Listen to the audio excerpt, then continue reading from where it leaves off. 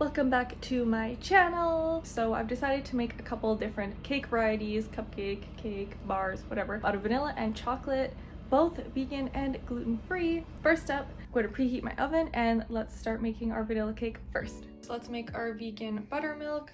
1 cup plus 6 tablespoons of plant-based milk. Oh my god. 3.5 teaspoons apple cider vinegar.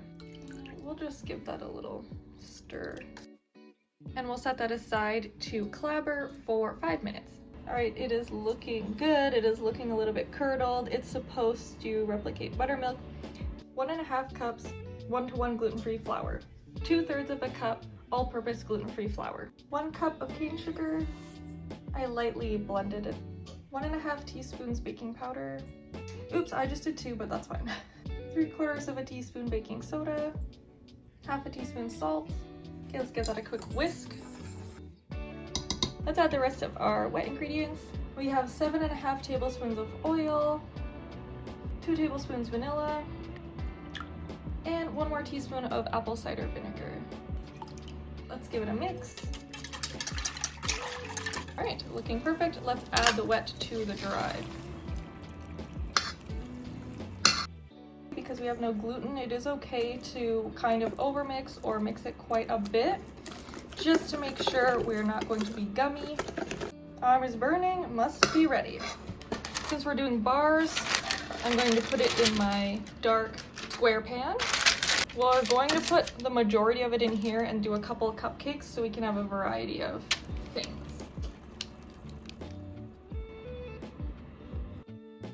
You can do regular muffin, cupcake pans too. I just don't have any. We love us some mini muffins. Okay, we have a bit of remaining batter. I'll just put it into the square pan. Get all the bubbles out. And in the oven we go. Okay, I put them both in at the same time, which is probably not like actually the smartest idea, because a cake can fall if you open the oven when it's mid-cooking, but I feel like I've done this in the past, so let's just see how it goes. Since we're going to be cutting this square into bars anyways, I'm okay if it does sink a little bit. So I put the timer on for 10 minutes. We will look inside the door and determine if the mini cupcakes are finished. They should be around 12 minutes, so I'll just stop it at 10. Probably will be enough time. Plus there's only like 9. Let's check back in when those are done. All right, timer went off, so I pulled them out as fast as I could, and I stuck a toothpick, and sure enough, after 10 minutes, they are perfect. Ooh. So of course, some of them that I overfilled by accident. I just put 10 more minutes on the clock. I'm gonna estimate about 20 minutes for the square pan, so I'll keep my eye on it though, just in case it's done in less than the 20-minute mark. While we let those cool, and while that other one's baking, I'm gonna start prepping the chocolate cake. Then we'll just wait till these pans are free. For our chocolate recipe, we're going to sift everything through our sifter. 1/2 cup 1-to-1 gluten-free flour, and 1/2 cup all-purpose gluten-free flour.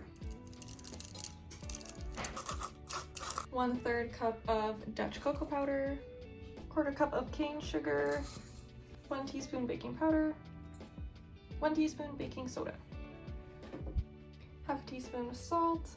Let's give it a whisk. And onto our wet ingredients. So our first ingredient is 1/4 cup of vegetable oil, 3/4 of a cup plus 2 tablespoons of non-dairy milk, 1/2 cup of maple syrup or agave. I'm using this one today. 1.5 teaspoons vanilla, and 1 teaspoon apple cider vinegar. Let's whisk it to emulsify.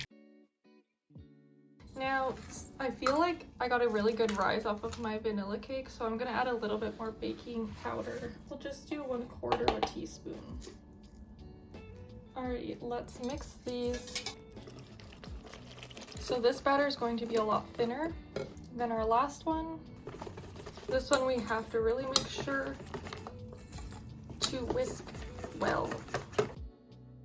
Alright, we're looking great. Our timer just went off, so let's take the cake out, give it a stab with our toothpick, and see how it looks. It looks so perfect. Okay, let's stab it. So you can see with the cracks that it's definitely done for the most part. Let's just stab it right in the middle. Okay, it's definitely not done yet, so I'm gonna pop it back in.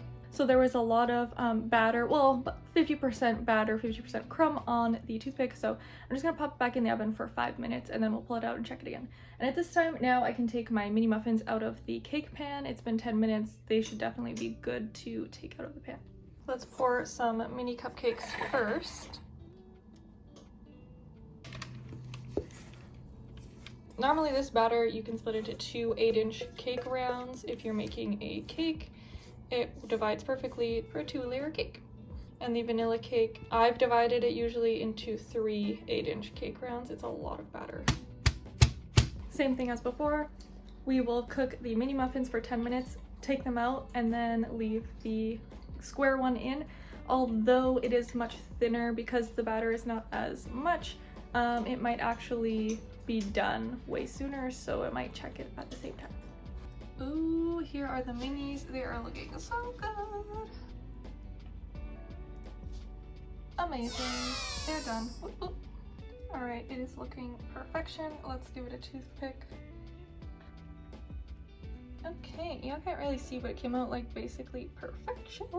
So it is done. Also, I forgot to tell you, but I did put it on just for 7 more minutes. So in total, that would have been 17 minutes, about half the batter in the square pan. The cakes I have popped in the freezer because they will cut so much better when they are cold or even frozen. That is the best way if you're gonna cut cake, to cut it, okay? Chill it for like 15-20 minutes, whatever, fully freeze it, take it out for 15. It's the best. And we're back. The time is now, yeah, it's 9 o'clock now. Anyways, all of our cakes are out of the freezer. Ta-da! And the cupcakes are in there. So we're gonna cut them. I'm gonna cut them into some bars and we're gonna go from there. Alrighty, now the chocolate one is actually the one that is more important to be more closer to frozen because it's very sticky. Alrighty, now time for our vanilla cake, which is about double as thick. So the vanilla cake is definitely not as sticky.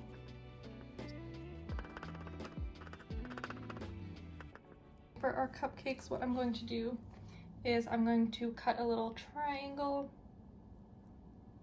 or a little, I don't know what shape it is, but, and then what we'll do is we'll fill that up with our custard and put that back up.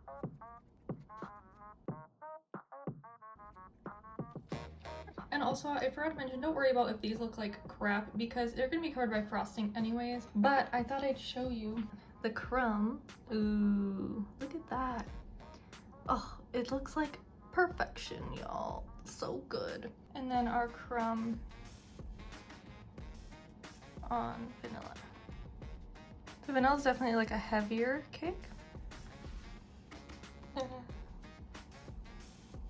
We are gonna fill these. I would probably normally use a piping bag. It's fine.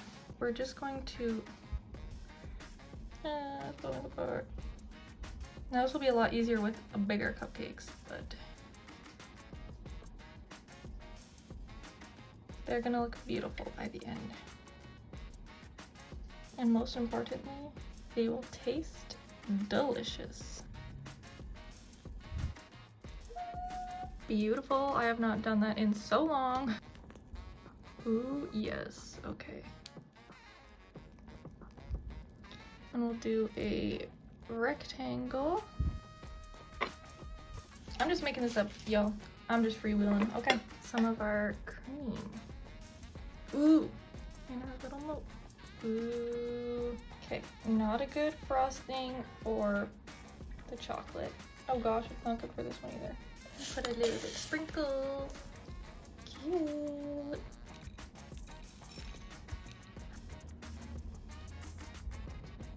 Ha ha ha. Look how good that looks. So I have the cream cheese frosting in here. And we can basically just pretend like it never happened. Ta-da! So cute. We are done. So I hope that gave you a few ideas for your next birthday cake or your next little party, event, whatever it may be. Making some different kind of options, chocolate, vanilla. You can do everything, okay? Like I said, these are really great to use as regular cakes and layer stuff, the frosting in between or the custard or whatnot. Delicious. Now let's taste test something. I forgot. Okay, let's try a vanilla one with custard. Ooh. Mmm. Oh my god, that's so good. As I'm eating over top of the rest of them. That is so good. Since I already tried the one with custard, we'll try chocolate with the cheesecake. I mean, oh my god, y'all. Chocolate with cream cheese frosting. Oh my god. That'd be so good on red velvet cake. Okay, that was so good. Let's try the chocolate cupcake with our little shebang, and it has custard on the inside. Man, it may not look that pretty. I'm not the best cake artist, but they taste unbelievable.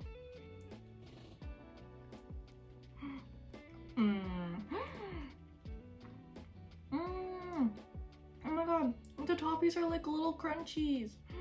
Oh my god.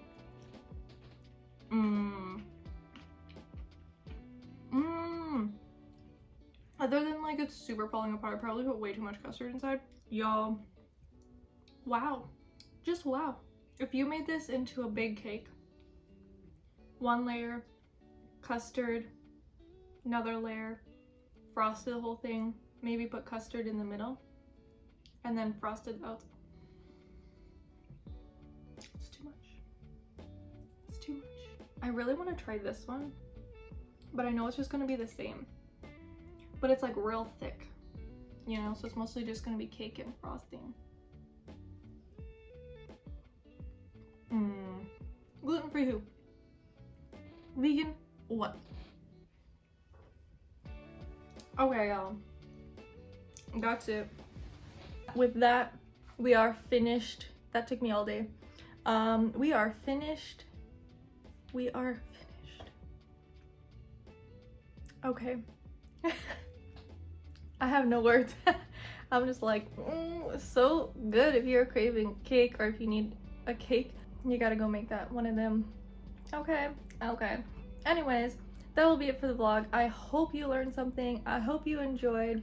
I hope you go and try one of these recipes at least, because they are so good. All right, I will see you in the next video. I hope you enjoy, and I will see you next time.